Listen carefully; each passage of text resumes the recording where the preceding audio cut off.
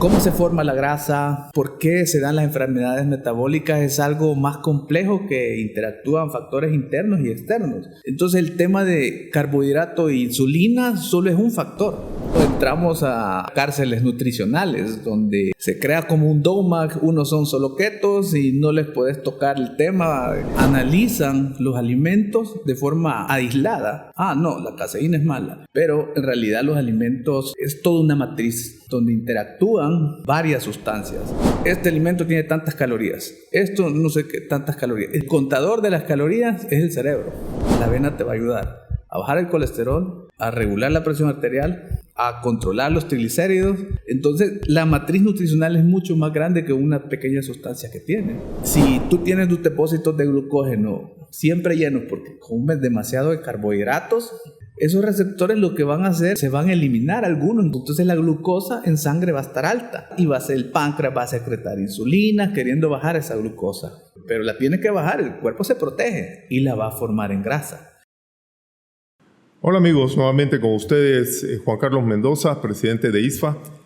Este día tengo a un invitado muy especial, un buen amigo de mucho tiempo, el licenciado Anthony Hernández, que nos viene a hablar sobre los mitos y sobre los beneficios de la nutrición en el ejercicio. Así que con ustedes, Tony, bienvenido. Gracias por estar aquí con nosotros. Muchas gracias por la invitación, Juan Carlos. Es un verdadero placer y pues vamos a hablar de un tema muy interesante ahora, ¿verdad? Acerca de la nutrición deportiva. Nuevamente, gracias por invitarme. Gracias, Tony. No, gracias a ti por haber venido. Primero, Tony, ahora la nutrición es algo que está muy en boca de todo el mundo y hay muchos expertos en las redes que nos dicen una cosa y nos dicen otra. Unos abogan por una dieta cetogénica, otros abogan por una dieta vegana, están los vegetarianos, está la dieta del Mediterráneo y la gente muchas veces se queda en el aire sobre qué es lo que va a ser mejor para mí y no saben por cuál decidirse. ¿Qué nos puede decir al respecto? Pues la verdad sí, estamos bombardeados de mucha información, de muchas dietas de moda, que la dieta cetogénica, que otros que están a favor del consumo de carbohidratos, otros que satanizan el carbohidrato e incluso entramos a algo que se puede llamar cárceles nutricionales, donde se crea como un dogma, unos son solo ketos y no les puedes tocar el tema que los carbohidratos porque se enojan, igual los que están a favor del carbohidrato, pero básicamente una dieta posiblemente que sea baja en carbohidratos para un nutricionista en realidad es una herramienta más para determinada persona. Entonces un nutricionista no es que va a decir se encontró la formulación mágica de macronutrientes para todo mundo. Para todo mundo. Entonces simplemente es una herramienta más que él tiene tomando en cuenta el contexto de la persona, ¿verdad? Entonces ahí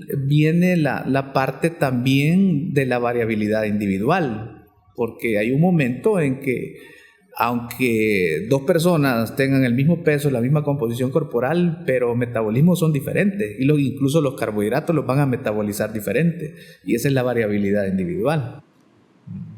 Algo muy importante ese concepto. Eso es lo que las personas no toman en cuenta. Lo que tú dijiste, el contexto, ¿verdad? Porque no va a ser lo mismo una dieta alta en carbohidratos para un atleta competitivo que una dieta alta en carbohidratos para una persona de 60 años que lleva una vida sedentaria. Sí, fíjate que sí, eso de contextualizar es bien importante porque los conceptos se extrapolan.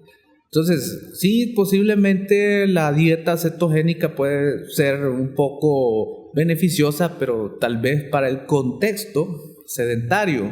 El problema es cuando los atletas dicen de que también puede ayudar para el rendimiento, cuando se sabe o porque hay poco conocimiento de fisiología, es que el carbohidrato es la principal fuente de energía durante la actividad física y entre más intensa, prácticamente el carbohidrato es el protagonista. Entonces, la parte de contextualizar es bien importante. Así es. ¿Y qué nos podrías decir en cuanto a para poder contextualizar cómo trabajan los diferentes macronutrientes. ¿Cómo los puede utilizar una persona, ya sea si es un atleta competitivo o un asiduo al gimnasio o una persona que recién está comenzando? Sí, bueno, primero mencionar de que cuando nosotros realizamos ejercicio, se crea una mayor demanda de energía. Por darte un ejemplo, una persona sedentaria, un hombre, su requerimiento de energía aproximadamente son 2.000 calorías. Pero ya para un atleta eso se puede cuadriplicar. O sea, pueden ser, bueno, yo tengo un atleta que es triatlonista y que él solo en un entrenamiento de ciclismo de 5 horas el fin de semana, él se gasta 5.000 calorías. Entonces, el requerimiento de energía es más alto. Primero y después, en cuanto a los carbohidratos, una persona sedentaria puede necesitar aproximadamente 3 a 4 gramos por kilogramo de peso, pero un atleta de alto rendimiento, su requerimiento pueden ser hasta 12 gramos por kilogramo de peso. En cuanto a las proteínas, una persona sedentaria requiere entre 0.8 a 1 gramo, y los atletas, aunque se ha dividido generalmente en deportes de resistencia aeróbica como natación, ciclismo, correr, y los deportes de fuerza. Los deportes de resistencia y de fuerza, en realidad su requerimiento es entre 1.6 hasta 2.2 gramos por kilogramo de peso. Y eso pues porque ahora las nuevas investigaciones se ha visto que, por ejemplo, los deportes de resistencia también tienen una mayor utilización de las proteínas contráctiles de nuestros músculos cuando tú haces ejercicio, porque el requerimiento de carbohidratos es tan alto, tal vez esta persona no se ha alimentado lo suficiente y las proteínas se ven afectadas, entonces el requerimiento de proteína también aumenta. Las grasas no es tanto el requerimiento, pero más o menos es como medio gramo por kilogramo de peso, y eso puede ser ya en personas sedentarias y en personas activas. Las grasas también no son malas, son necesarias porque por medio de ellas también obtenemos las vitaminas liposolubles. Correcto. Así es. El complejo ADK. Así es. ¿Verdad? Así es. Ahora, ¿qué tan cierto es con respecto a las grasas y los carbohidratos, que si una persona sube su nivel de grasa, pues debe de bajar el nivel de carbohidratos o viceversa? Fíjate que, mira, ahora en las redes, como tú ves, hay muchos mitos, pero quizás el principal, a mí me sale por todos lados, no sé por qué, pero es el tema de carbohidrato insulina. Ese es un modelo que detrás de todo eso hay muchos intereses, como económicos, conflictos de interés, pero en realidad ese modelo ha sido refutado científicamente, y yo creo que el máximo que lo ha refutado muchas veces es un científico que estudia el metabolismo. Él se llama Kevin Holtz, para los que lo quieran buscar y leer. El problema con ese modelo es que es muy simplista, porque el tema de cómo se forma la grasa, por qué se dan las enfermedades metabólicas, es algo más complejo que interactúan factores internos y externos. Entonces el tema de carbohidrato e insulina solo es un factor. Entonces, porque si tú ves, hay estudios que una persona sedentaria, al comer carbohidratos, aunque sean carbohidratos que le llaman buenos, que son de índice glicémico bajo, siempre el nivel de glucosa le va a costar llegar a la base.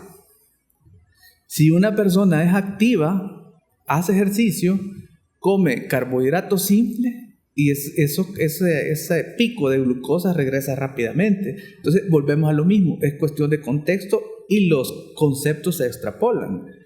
Entonces con este modelo ha sido refutado, y lo que es cierto, por ejemplo, los factores internos que interactúan, sí, la insulina tiene que ver, pero esto sucede, volvemos al contexto, cuando la persona tiene sus depósitos de glucógeno en el músculo y en el hígado, ya están llenos, entonces el exceso, va a venir la insulina y te lo va a hacer grasa, porque el hecho si tú tienes tus depósitos de glucógeno siempre llenos porque comes demasiado de carbohidratos, nosotros en las células tenemos receptores.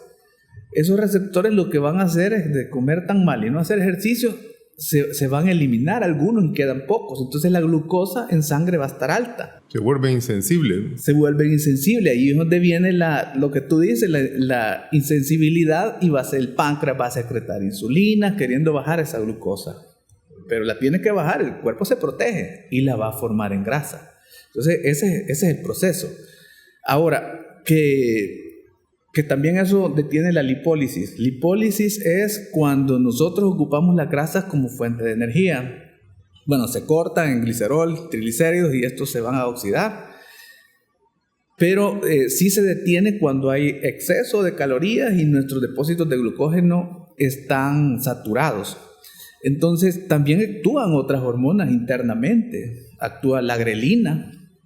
La grelina lo que hace es que si tú estás en ayunas o no tienes suficiente carbo, y el carbohidrato es clave con la grelina, si está bajo, la grelina se va a elevar. Esta manda una señal al cerebro y el cerebro va a mandar señales para que tú comas. O sea, la ansiedad se aumenta, da más hambre porque necesitas calorías.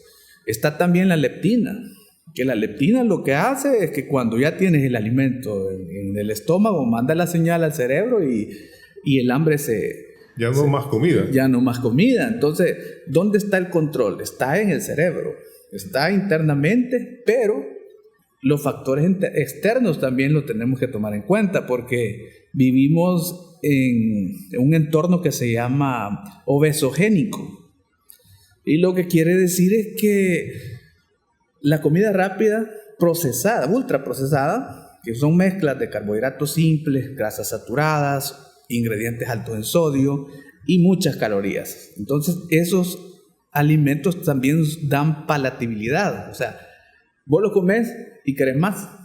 Tienen sustancias que crean adicción. Entonces, todo el tema del sobrepeso, la obesidad y las enfermedades metabólicas en realidad es algo más complejo.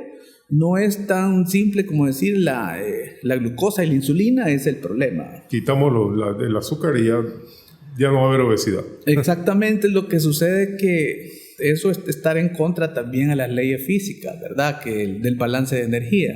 Dice que la energía no se crea ni se destruye, simplemente se transforma. Entonces, también nosotros tenemos que, si queremos perder grasa, tenemos que estar en un déficit calórico. Eso, yo no recomiendo eso tanto de estar pendientes de las calorías. Si tú ves en las redes sociales que este alimento tiene tantas calorías, esto no sé qué tantas calorías, es que el contador de las calorías es el cerebro, es nuestra parte interna. Él decide cuándo estás en déficit y cuándo estás en un superávit, porque el metabolismo es muy variante. O sea, no es cuestión de calorías, no es que necesito 1500 y lo que te calculamos como nutricionista son estimaciones. Después tenés que estar jugando con esa persona qué es lo que más le funciona. ¿Cómo se está sintiendo? Y qué efecto le estás viendo, ¿verdad? ¿Cómo se está sintiendo la ansiedad, como tú dices? ¿Está logrando las metas? ¿Está perdiendo la grasa? ¿Sí o no? Y analizar varias cosas. Pero sí, el balance de energía es dinámico, no es estático como muchas personas creen. Sí, no es tan simplista. Exactamente. Así es. Y ahora mira, hablando de los mitos, ¿verdad? Ya mencionaste alguno, pero ¿cuáles otros mitos son de los que más te llegan en tu consulta? Y sobre todo de parte de personas que están envueltas en el ámbito del deporte, del ejercicio. Híjole, mitos en la nutrición, pues ahora no hay que comer, ¿verdad? Sí, todo malo. Sí, la carne da cáncer, la leche produce inflamación crónica que nos lleva a otras enfermedades peores, la avena perfora el intestino. La fruta es mala. La fruta es mala, entonces estamos bombardeados en realidad. En el tema de la leche, si tú te acuerdas, en los años 80 nosotros crecimos y eran... Tomando leche. ¿Y cuántas veces al día nos decían? O sea, sí. 2, 3 veces al día era desayuno y cena. No nos enfermábamos. Yo me tomaba 1 litro de leche al día. Bueno, eso también fue parte en el entorno que estábamos, de que para ganar masa muscular teníamos que consumir leche. Entonces se habla también de que la leche no es para los seres humanos, pero el cuerpo humano es muy plástico, quiere decir que se adapta a diferentes cosas. Entonces, lo que en sí da la leche no es inflamación, y lo que mucha gente dice, no, es que la leche me está inflamando, y van con el estómago así, pero no necesariamente no es una inflamación de enfermedad, sino que puede ser una distensión abdominal por una intolerancia a la lactosa, y algunas personas también son alérgicas a una de las dos proteínas, porque la leche tiene caseína y tiene la proteína de suero. De suero de leche. Entonces, sí, el whey protein. El whey protein. Pero sí, la caseína tiende a ser alérgica. El whey protein no, es antiinflamatorio. Entonces, a veces la gente analiza los alimentos de forma aislada. Ah, no, la caseína es mala. Pero en realidad los alimentos es toda una matriz donde interactúan varias sustancias.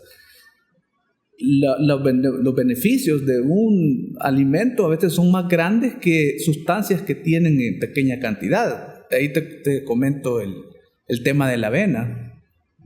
Entonces, que la avena dicen que perfora el intestino, que tiene una sustancia que es tóxica, ahorita se me ha olvidado el nombre, y el problema es que sí puede traer la sustancia, pero también hay límites tolerables, y eso está respaldado por ciencia, ¿verdad?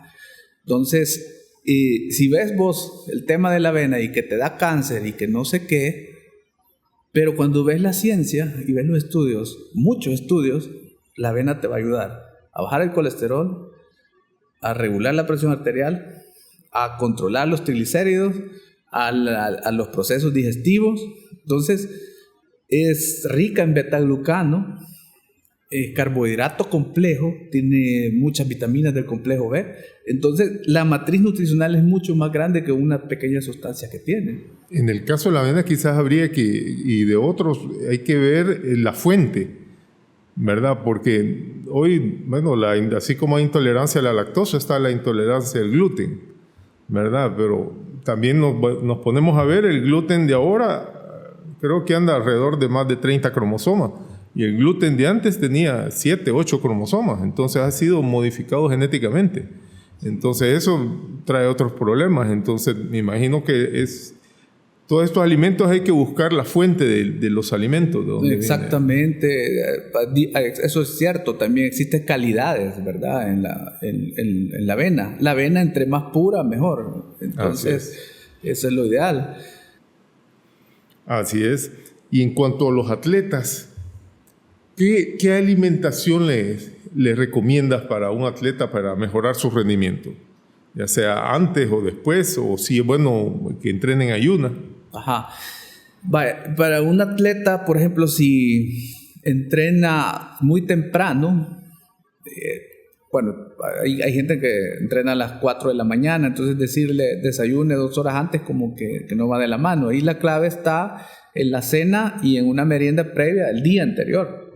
Entonces, que sea rica en carbohidratos, proteína de alto valor biológico. Si el entrenamiento de ese atleta es menos de 1 hora, no necesita alimento durante el entreno. Tal vez ya después de entrenar el desayuno. Pero si una persona entrena, digamos, 10 de la mañana, él podría desayunar a las 6 de la mañana, ¿verdad? O 7, 8. Y llevar una alimentación que sea rica en carbohidratos complejos, porque estos nos van a dar la energía, la va a liberar a la sangre de forma más lenta y va a ser mejor utilizada, pero que también contenga proteína de alto valor biológico, porque durante el entrenamiento también se ven afectadas las proteínas. Después del entrenamiento es importante el consumo de carbohidratos simples, para reponer rápido los depósitos de glucógeno si vos tenés un entrenamiento, digamos, un segundo entreno en la tarde, o para el siguiente día empezás a llenar los depósitos de glucógeno. Consumir proteína, alrededor de unos 20 a 30 gramos de proteína después de entrenar, algo de alto valor biológico. Eso es muy importante lo que acabas de mencionar, lo de los 20-30 gramos. porque como tú mencionaste anteriormente, para los atletas las necesidades de proteína pueden ir hasta 2.2 gramos por kilogramo de peso. Entonces, y hoy está muy de moda eso del ayuno intermitente y las personas que dicen que solo comen 2 días, 2 veces, 2 tiempos al día, o un tiempo dependiendo el tipo de ayuno que estén llevando, el protocolo que estén siguiendo. Pero para los atletas eso, ¿qué tan conveniente es? Porque si hace 2 comidas, ¿y dónde va a meter toda la proteína que el cuerpo requiere si es un atleta de alto rendimiento? Entonces ahí es donde para un atleta no le convendría estar haciendo ese tipo de ayuno. Sí, no, la verdad para el atleta no es muy recomendable. Es por lo mismo que te comentaba, que a veces se extrapolan las cosas, que así es. Puede ser beneficioso para algunas personas que son sedentarias, que quieren entrar a un programa de pérdida de peso, no están acostumbradas a desayunar, porque sí, existen, o sea, y yo tengo muchas personas y bueno, yo no desayuno, dicen, empiezo a comer a las 12 y no tienen costumbre de merienda, porque yo creo que nosotros cuando empezamos, por lo menos yo solo hacía 3 tiempos de comida, no hacía meriendas. Entonces hay que tomarlo en cuenta en qué población. Entonces con una persona que tiene ya las costumbres de no desayunar, o sea, si hace 2 comidas, entonces uno le puede calcular el requerimiento calórico. Ahora, que el ayuno intermitente tiene mayor beneficio que una dieta balanceada y que una persona come los 5 tiempos al día, eso es mentira. O sea, lo que dice la ciencia es que sí, el ayuno intermitente tiene un beneficio, y el beneficio es que la gente no se da cuenta que entra en un déficit calórico inconscientemente, porque hay un efecto por omisión. Vos decís, voy a hacer el ayuno intermitente o voy a hacer la dieta cetogénica y si yo me como una manzana, ya la regué, ya fallé, ya no voy a producir cetonas, etc. Entonces la gente se apega más. Entonces hay un efecto por omisión y eso es el único beneficio.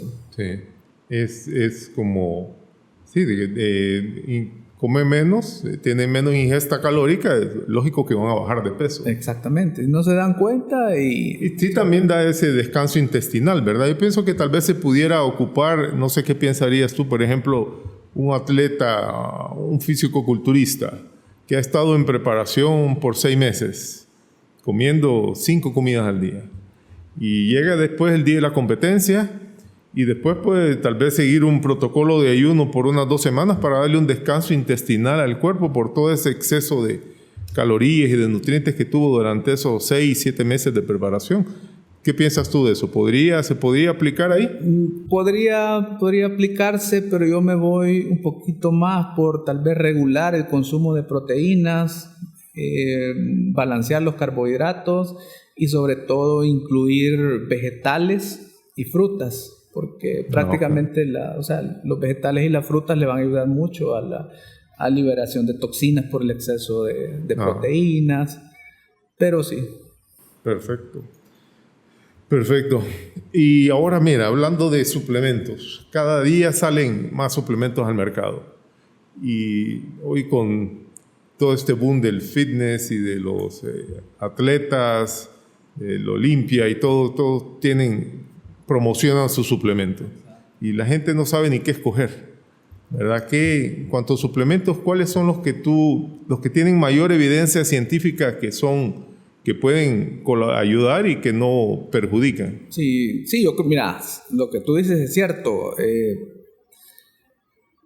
Hay mucha evidencia de mercadeo, o sea, no es científica, sino que el mercadeo te dice, esto te ayuda a tal, y mencionan algo fisiológico.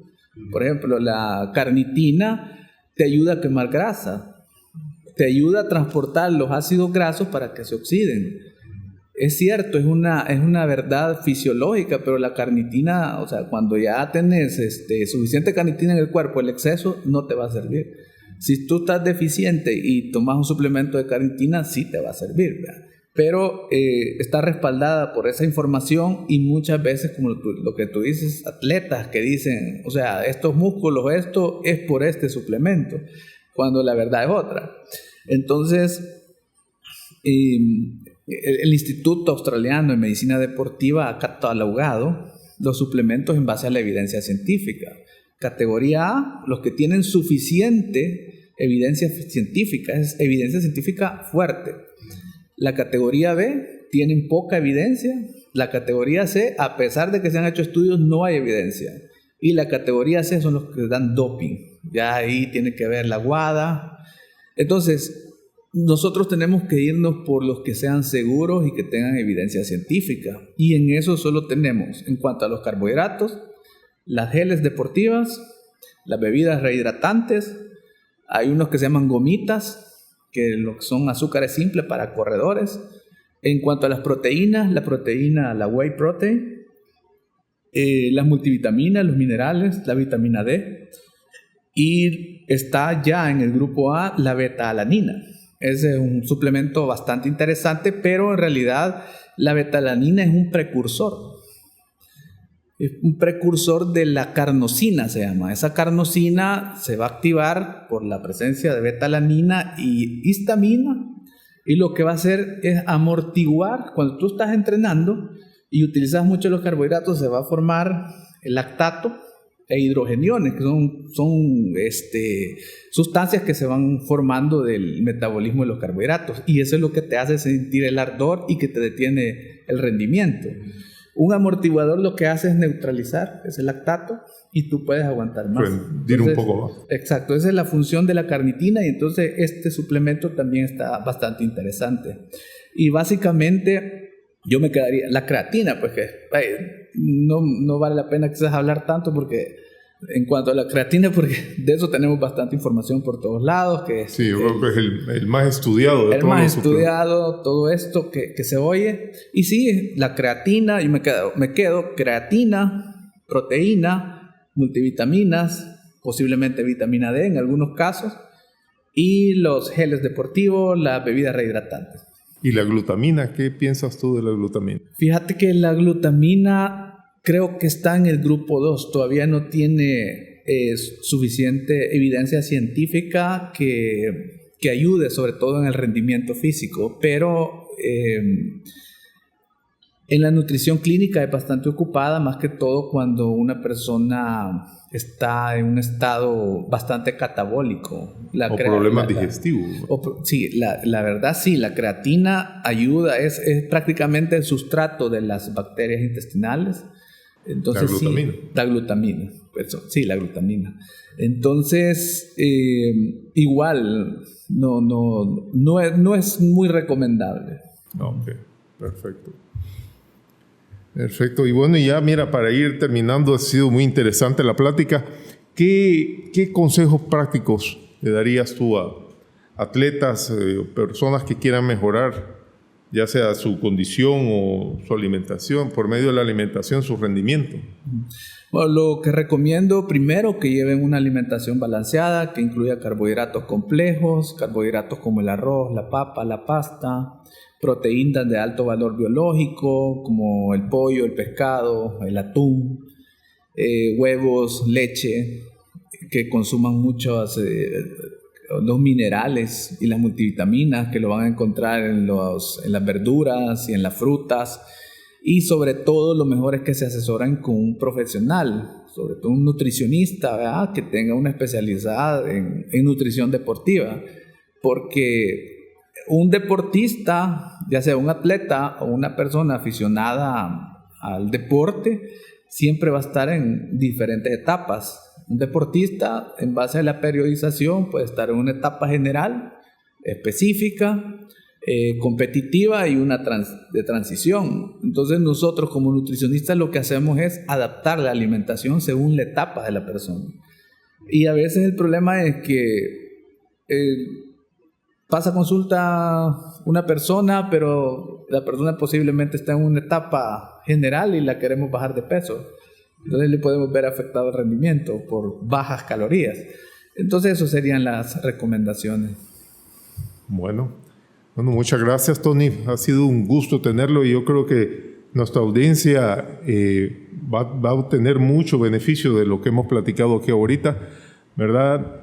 No me queda más que despedirnos, ¿verdad? Y decirles a ustedes de que como entrenadores personales, no dejen de prepararse y trabajen de la mano con un nutricionista que les ayude para poderles ayudar y dar un mejor servicio a sus clientes. Así que hasta un próximo video y a seguir preparándose.